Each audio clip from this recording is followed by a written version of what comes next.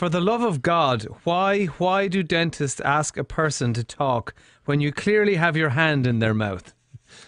I mean, it's quite a tedious job, and it's hard to find ways to entertain ourselves. So, we got to, from time to time, Yeah, so you're in college, are you? Yeah. Do you get grossed out by dribble? I'm a serial dribbler when I'm in the dentist chair.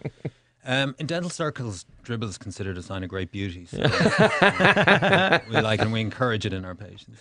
When you have to spit into that sink, why is the sink so tiny? Because it's really hard to do it. If half your face is swollen, you're trying to spit into it, but it's hard to hit the target. Yeah, it's going back to that whole how do we entertain ourselves thing. Yeah. Small target and numb mouth, they make for a good mix. What colour spitting mouthwash do you prefer?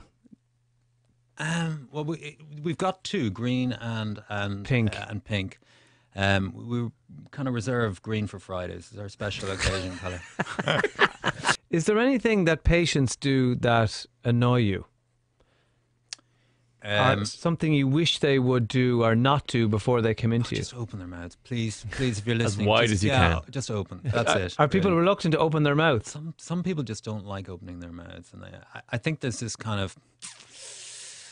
They may not be thrilled about being there, and there's a little bit of this sense of I'm here now, you sort it out kind of thing. Do you find that people treat you like a psychologist or a psychiatrist sometimes in your chair? Do they open up to you?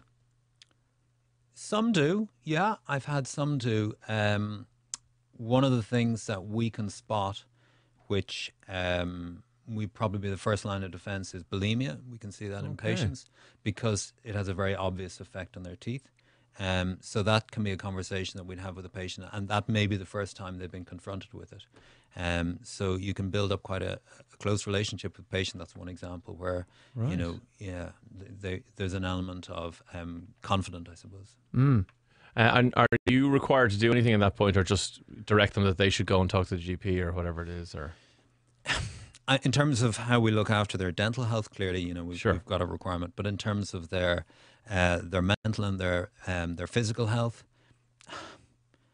are we obligated to? I would feel uncomfortable about pushing an issue that somebody, a patient wasn't comfortable doing themselves.